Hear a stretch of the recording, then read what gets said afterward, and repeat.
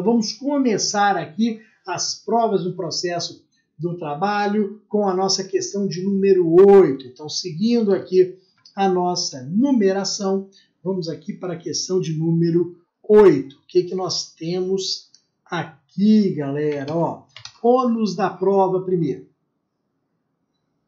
O ônus da prova pode ser assim problematizado. Quem deve provar? Em princípio, as partes têm o ônus de provar os fatos jurídicos narrados na petição inicial ou na peça de resistência, ou seja, na defesa, bem como os que se sucederem no envolver da relação processual. Quanto às provas no processo do trabalho, a consolidação das leis do trabalho estabelece. Olha aqui, galera. Toda testemunha, antes de prestar o depoimento, será qualificada, indicando nome, nacionalidade, profissão, idade, residência e, quando empregado, tempo de serviço prestado ao empregador, ficando sujeito, em caso de falsidade, às leis penais. Isso daqui está perfeito, de acordo com a CLT. Antes de prestar o compromisso, eu tenho a qualificação. Então, primeiro a testemunha vai ser qualificada. Por quê? Eu quero saber quem ela é. Vai que ela mente. Vai que eu tenho que processar esta testemunha por falso testemunho. Eu tenho que saber quem ela é. Então, eu vou qualificar tomando esses elementos aqui, como nome, idade, profissão, residência e por aí vai. Depois que ela for qualificada, ela vai prestar o compromisso. Que compromisso é esse? O compromisso de dizer a verdade. Então, eu vou me comprometer a dizer a verdade e este compromisso ele vai ser usado para me processar e condenar futuramente, caso haja prova de um falso testemunho. Então, eu me comprometi a dizer a verdade, só que não disse.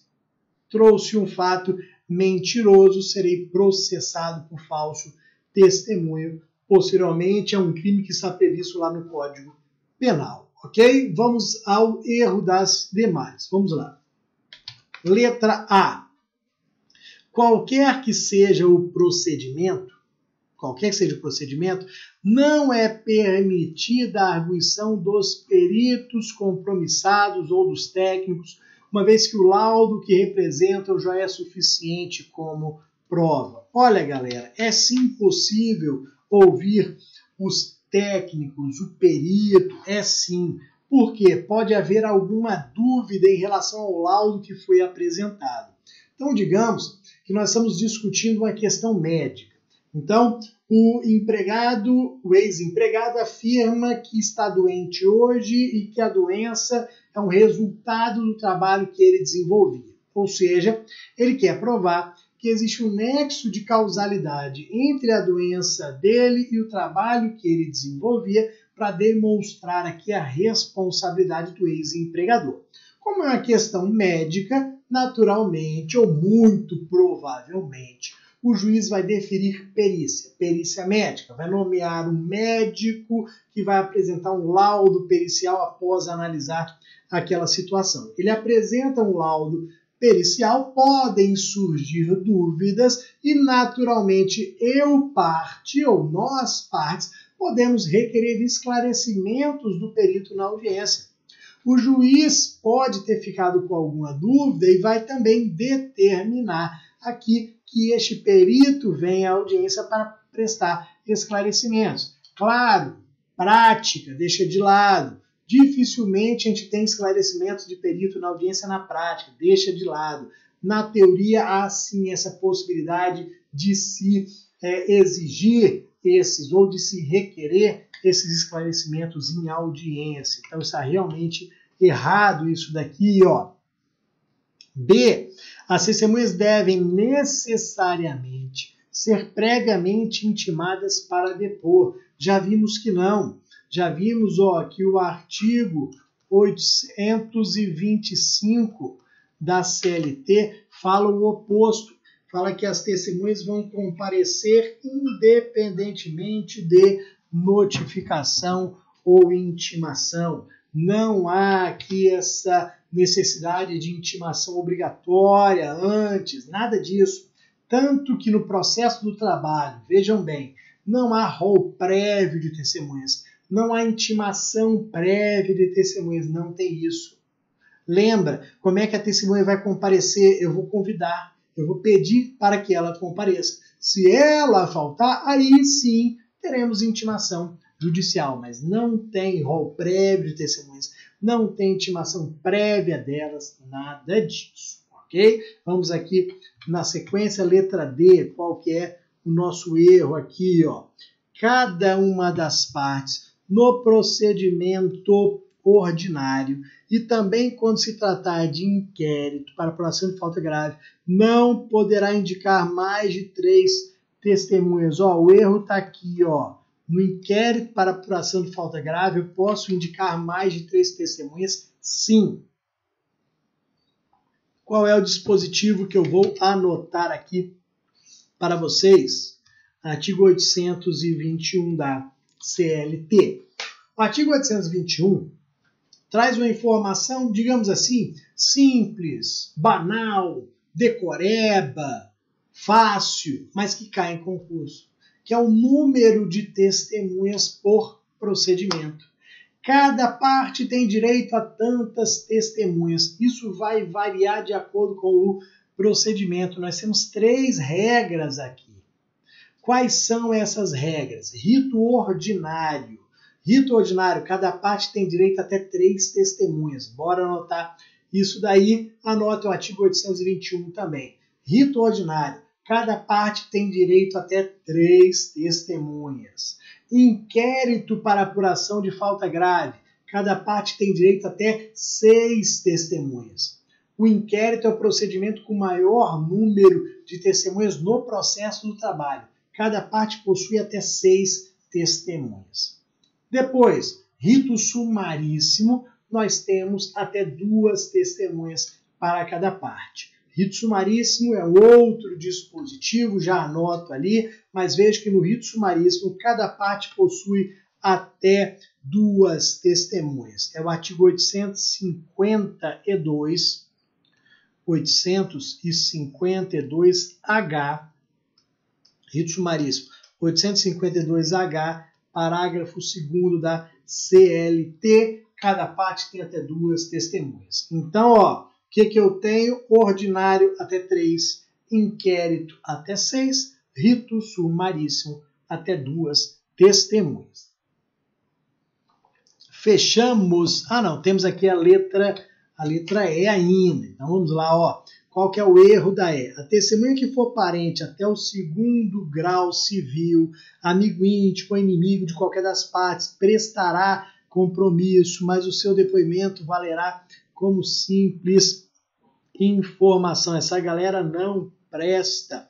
Aqui, ó, essa galera não presta compromisso. Pessoal que é amigo íntimo, inimigo, pessoal que não serve como testemunha, aqueles que não são ouvidos como testemunha, podem ser ouvidos como simples informantes. Então, ó, quem não serve aqui para ser testemunha, serve para ser informante. Nós temos o artigo 829 da CLT que trata desse tema. Então, 829 da CLT trata do tema, eles não prestam compromisso de dizer a verdade, eu tenho ali a simples informação deles, ok? Depois, na sequência, chegamos à nossa questão de número 9.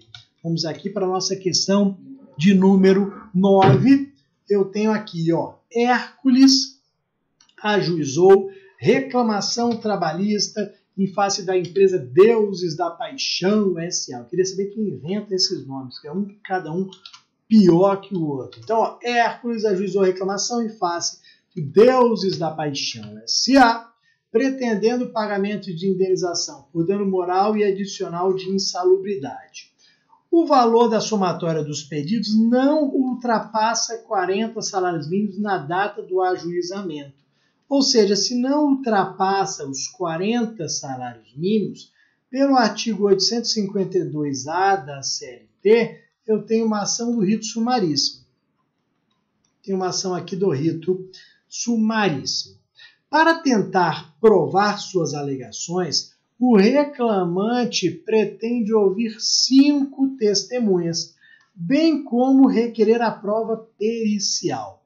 Nessa situação, em relação à matéria de provas, galera, nós temos uma informação mais simples aqui e uma pegadinha. Qual que é a informação mais simples ali? O número de testemunhas. Eu acabei de falar para vocês e acabamos de anotar que o artigo 852-H, parágrafo 2º, depois eu anoto novamente, artigo 852-H, parágrafo 2º da CLT, diz que no rito sumaríssimo cada parte tem até 2 testemunhas. Galera aí está querendo ouvir 5 testemunhas. Não dá. Rito sumaríssimo, até 2, isso é bem mais fácil. A grande pegadinha é a seguinte: tem gente que fica na cabeça que perícia demora demais, rito sumaríssimo está pensando sempre em celeridade e que por isso não caberia perícia no rito sumaríssimo. Isso está errado. Não façam essa confusão. Perícia demora? Demora, mas pode ser realizada sim no rito sumaríssimo. Anota isso. Rito sumaríssimo pode ter perícia sim. Tanto que, olha o que eu estou pedindo aqui. Vamos trazer uma informação importante aqui que eu sei que você conhece. O que está sendo pedido? Olha lá, estamos pedindo dano moral e adicional de insalubridade. Estamos pedindo dano moral e adicional de insalubridade. Quando eu peço insalubridade ou periculosidade, eu não tenho perícia obrigatória? Não tem que fazer perícia? Sim, independentemente do rito, independentemente do procedimento. O que nós teremos aqui no 852-H, parágrafo 4º, é a informação de que cabe prova pericial, mas apenas quando for realmente necessária. No rito sumaríssimo, 852-H, parágrafo 4º, diz que a prova pericial será realizada apenas quando necessária. É o caso aqui? Sim, aqui é indispensável. Aqui o legislador diz que tem que fazer prova pericial. Então, o que acontece em relação às testemunhas? Tem testemunha demais, só pode 2. Em relação à prova pericial, pode ser realizada sim, como a parte está requerendo. Vamos lá para as respostas. O que eu tenho aqui, ó? Letra A. Poderá ouvir somente 2 testemunhas e deve ser realizada a prova pericial. Vou anotar os artigos que eu falei que estão relacionados aqui. 852-H, parágrafo 2º e parágrafo 4º da CLT. Então, 852-H, parágrafo 2º e 4º da CLT. O segundo vai falar do número de testemunhas e o 4º vai falar da possibilidade de realização da prova pericial. Agora nós vamos destacar as demais, descartar as demais, melhor falando. B. Poderá ouvir 3 testemunhas, no sumaríssimo não dá, e a prova não pode ser realizada, pode sim. C. Todas as 5 testemunhas devem ser ouvidas, errado. D. Somente pode ouvir 2 testemunhas, opa, e a prova pericial não pode ser realizada, pode sim. Letra E. Poderá ouvir 3 testemunhas, já errou, desde que a reclamada também traga 3 testemunhas, nada disso, cada uma tem até 2 testemunhas no caso, ok? Vamos ficar na tela, vamos lá para a nossa questão de número 10. Questão de número 10 vai falar do Ernesto. O que o Ernesto arrumou da vida aqui, ó? Ernesto ajuizou reclamação trabalhista em face da empresa T, dando à causa o valor de R$20.000. Na audiência designada, o advogado de Ernesto informou que sua testemunha, Joana, convidada oralmente, não compareceu, razão pela qual requereu a designação de nova data para a realização da audiência. Então, ó, neste caso, o juiz deverá. O que nós temos aqui? Ó? Olha o que a FCC entende, já colocou várias vezes. O juiz deve indeferir a designação da nova data para a audiência, pois Ernesto deveria comprovar documentalmente o convite para a sua testemunha. Isso daqui é o entendimento que a FCC traz nas suas provas. Então, nós vamos seguir aqui para o TRT de Pernambuco. Vejam que a testemunha foi convidada oralmente, não compareceu. Como é que ele vai comprovar documentalmente o convite feito à testemunha se ela foi convidada oralmente? Então, a ideia aqui é que ele não teria como comprovar o convite feito a essa testemunha, o que geraria a perda da nossa prova. Por isso que a audiência vai seguir aqui normalmente, vai indeferir essa designação de nova data, e aí o Ernesto vai perder a sua prova testemunhal. Vamos ao erro das demais. Ó, indeferir a designação de nova data, pois Ernesto deveria ter arrolado sua testemunha. Não tem rol prévio de testemunhas. Não há essa ideia de se arrolar em tantos dias antes da audiência, nada disso, esqueçam, ok? Depois, letra C, indeferir a designação da data para a audiência, pois Ernesto deveria ter arrolado testemunha com a petição inicial, nada disso. D, deferir a designação de nova data, pois o processo trabalhista, as testemunhas comparecerão à audiência independentemente de notificação ou intimação, podendo ser intimadas as que não comparecerem a requerimento da parte. Ó, galera, isso aqui serviria se fosse para o rito sumaríssimo, se fosse para o rito ordinário. Só que aqui, ó, eu estou no rito sumaríssimo.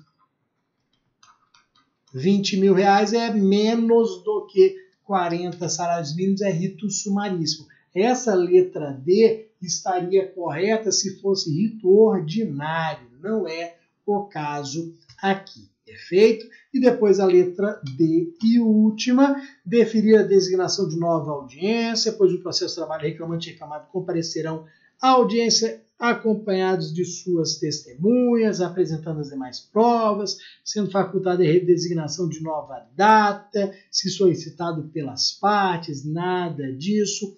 O que eu tenho aqui, ó, é prova do convite. Pode anotar isso grande, destacar, como eu fiz aqui, é prova do convite.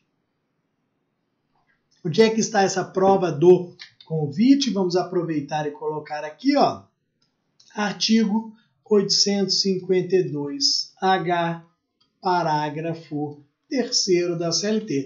Pode anotar e dar uma lida depois, é neste 852H, parágrafo 3º, que nós temos aqui a necessidade de prova do convite. Essa foi a nossa questão de número 10. Vamos aí na sequência para de número 11. Continuo sumido aqui e vamos para a 11. O que eu tenho aqui na questão 11?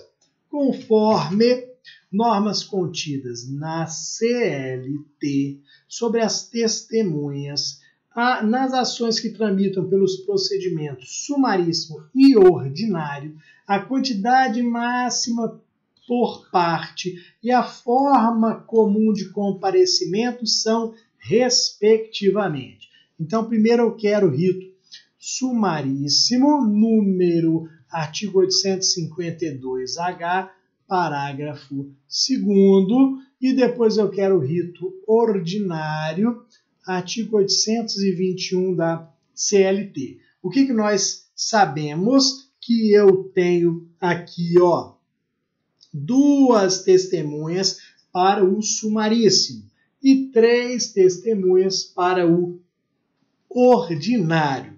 Só que olha a grande pegadinha aqui, olha um detalhe que você não pode vacilar. Apesar de nós termos aquela regra diferente sobre convite, apesar de nós termos número diferentes de testemunhas para cada rito, o procedimento começa o mesmo. A regra sobre o procedimento aqui inicia igualzinho para os dois ritos. O que eu falo? Para os dois não, para todos os ritos do processo de trabalho. Como que eu levo uma testemunha minha para a justiça do trabalho, independentemente do rito, do procedimento? Como é que a testemunha vai à audiência? Ela vai independentemente de notificação, independentemente de intimação. Essa é a regra que nós temos aqui. A testemunha comparece independentemente de notificação, intimação, ponto final. É o que nós temos aqui na letra A, ó. 2 e 3, ambas independentemente de intimação. Ambas independentemente de intimação, ok? Todas as outras a gente elimina aqui através dessas informações que eu passei agora para vocês. Toma cuidado com isso, galera. Vejam que eu não tenho intimação prévia em nenhum dos ritos e nenhum dos procedimentos, ok? Vamos aqui para a questão de número 12. Temos lá, ó, número 12. É de amplo domínio popular. O consagrado ditado: não basta alegar, é preciso provar. Neste contexto, em relação ao Instituto das Provas do Processo do Trabalho, conforme norma legal aplicável. O que nós temos aqui de correto em relação à questão de número 12? Ó, o documento em cópia oferecido para a prova poderá ser declarado autêntico pelo próprio advogado sob sua responsabilidade pessoal. Isso está correto? Está. Está previsto no artigo 830 da CLT. Vejam que o documento oferecido em cópia pode ser declarado autêntico pelo próprio advogado. O advogado ele não precisa juntar cópia autenticada em cartório, gastando ali aquele dinheirão da parte, não.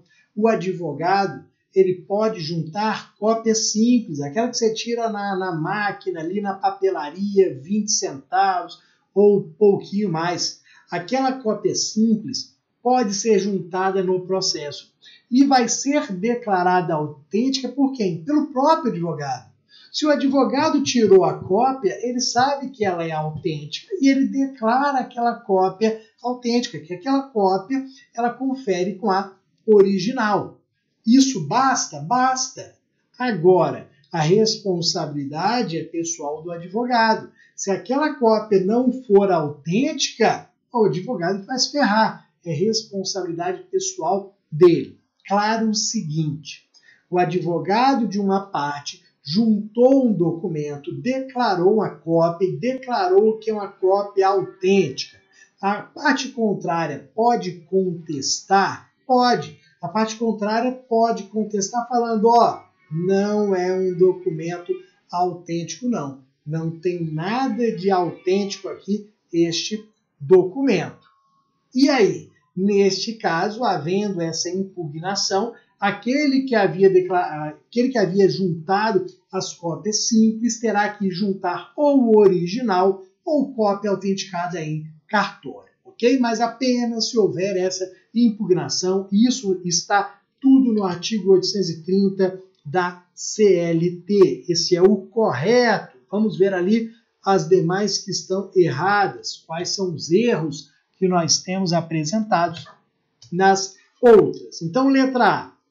Caso a testemunha não saiba falar a língua nacional, seu depoimento será feito por meio de intérprete, indicado pela parte, e as despesas serão arcadas pela União. Não, galera. Artigo 819 diz que a parte que arca com as despesas.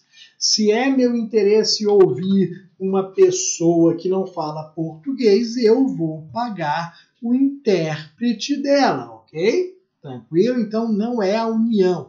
As questões sempre tentam jogar para a União. Isso aqui é recorrente. A União paga o intérprete. Nada disso. Se você quer ouvir aquela testemunha, Se o testemunho dela interessa a você, você que pague o intérprete. Depois, vamos lá, ó, letra B. Nas ações trabalhistas que tramitam pelo sumaríssimo, cada parte poderá ouvir até 5 testemunhas. Não, até 2 testemunhas você já sabe. D. As testemunhas das partes somente serão ouvidas se for apresentado rol de testemunhas em até 15 dias antes da audiência.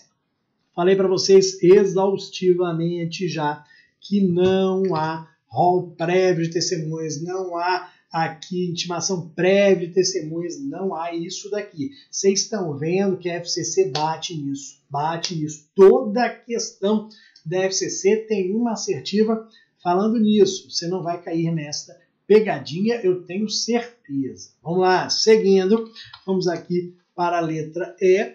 Nas ações que tramitam pelo rito sumaríssimo, não cabe produção de prova pericial.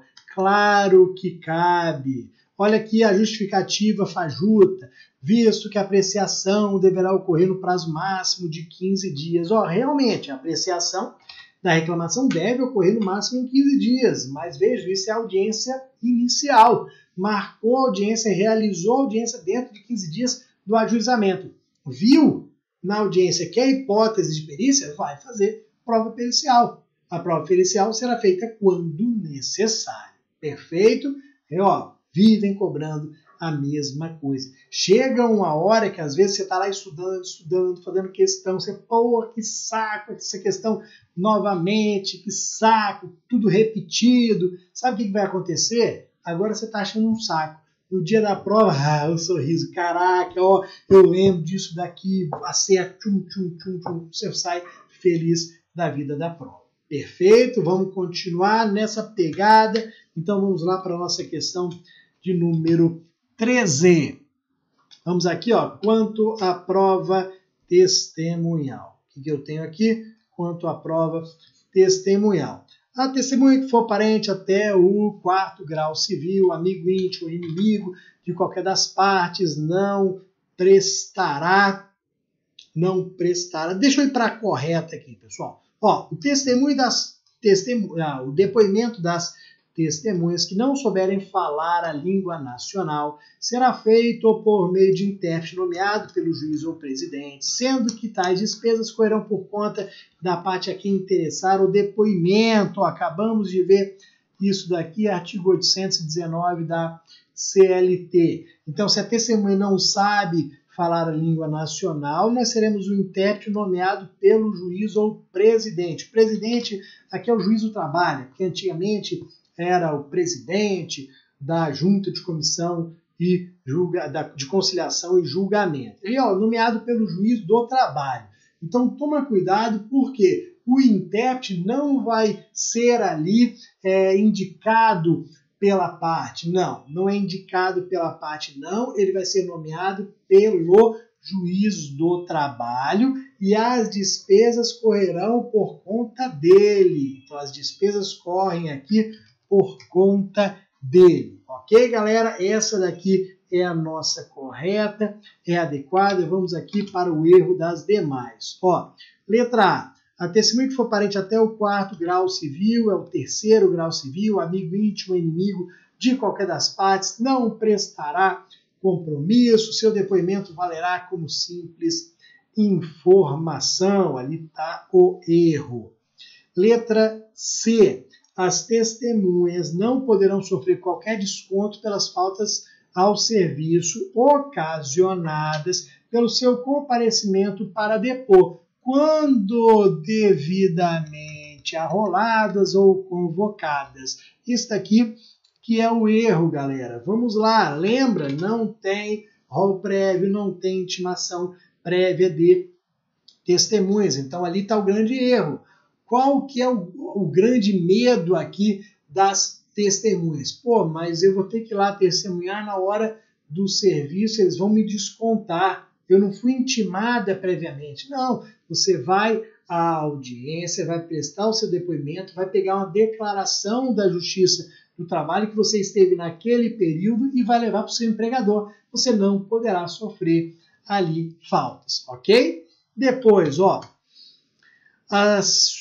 Letra D. Se a testemunha for funcionário civil ou militar, tiver que depor na hora do serviço, será ouvida perante o chefe da repartição competente no local de prestação de serviços. Não, nós teremos ali que remeter uma notificação para o chefe da repartição para que ele, servidor, vá à Justiça do Trabalho. Temos ali uma autorização para que ele vá à Justiça do Trabalho na hora do expediente prestar o seu depoimento. Então veja que o depoimento não será no local de trabalho, que a gente vai ter uma comunicação ao chefe da repartição para que esse servidor vá à Justiça do Trabalho prestar o seu depoimento no horário de trabalho dele. Vamos na sequência, vamos lá.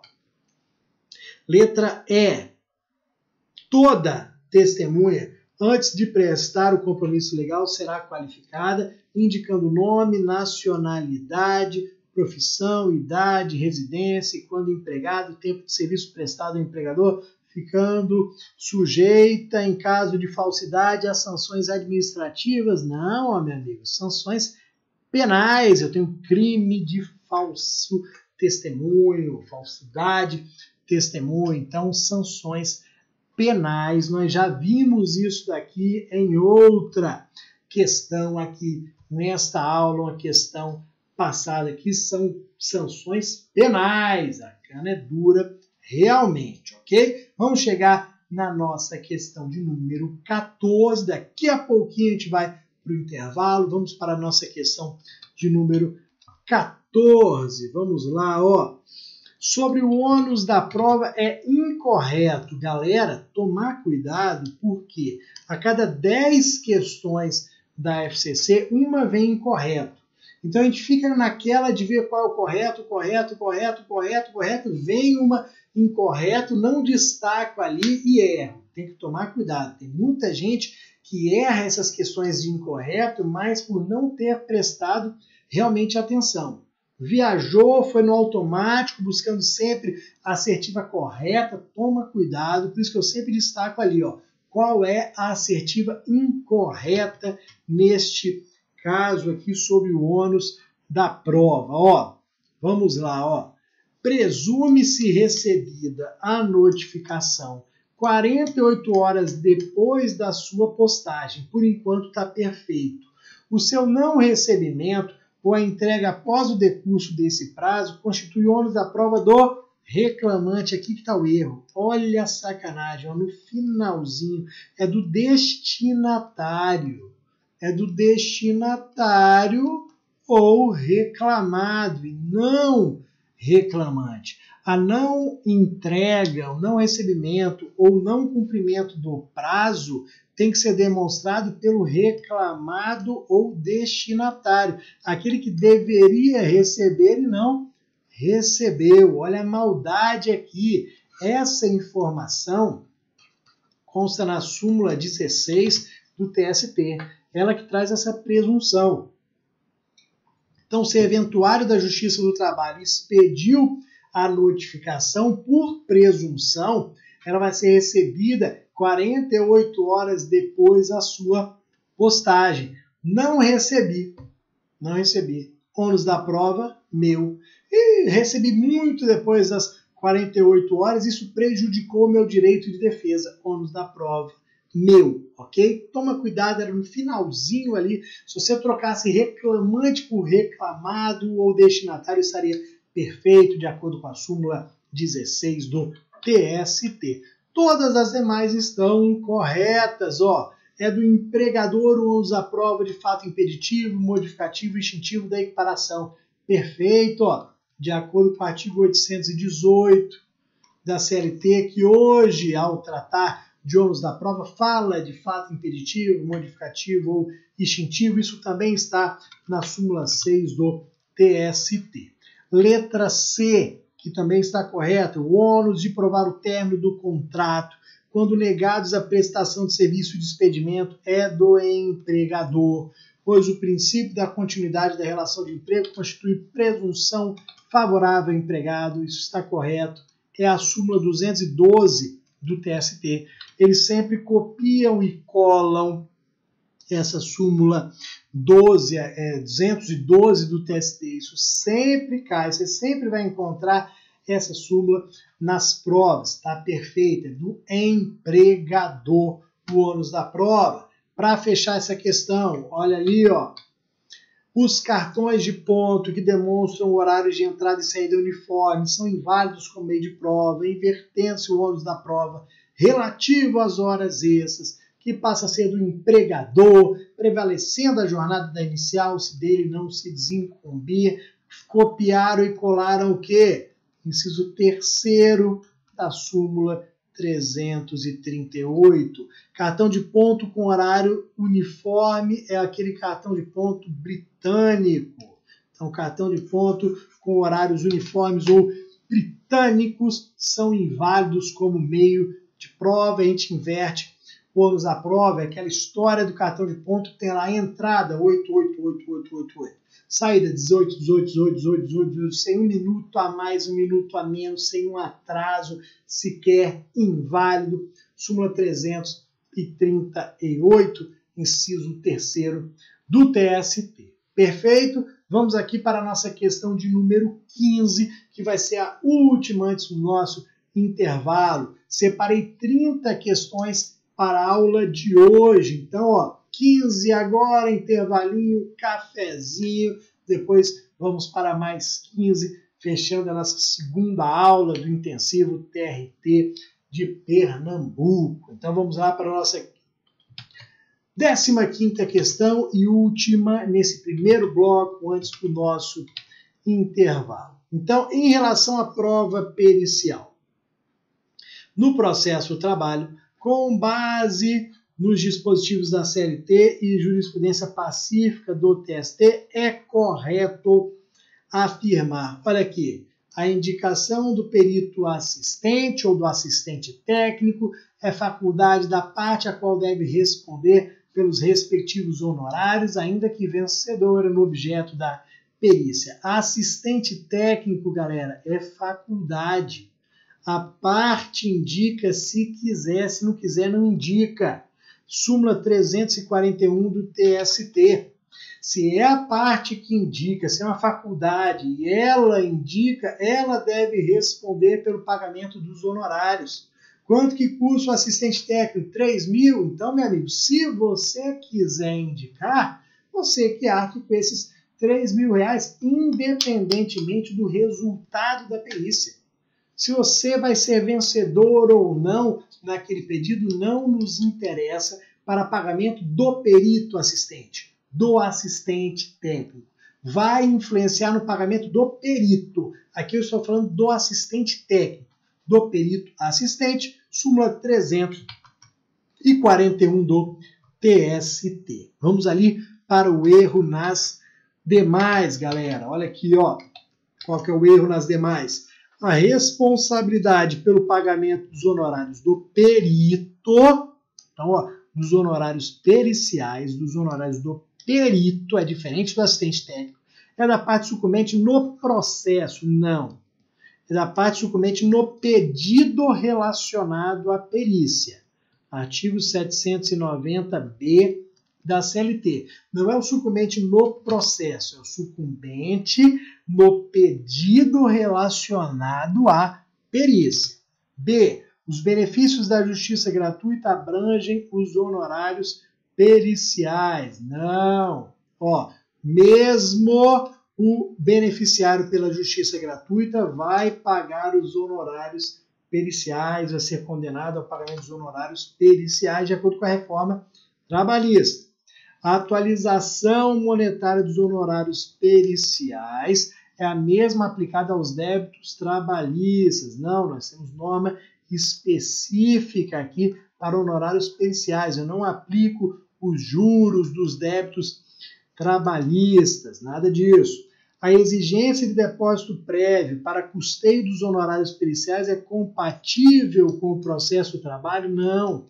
Nós sabemos que depósito prévio é ilegal.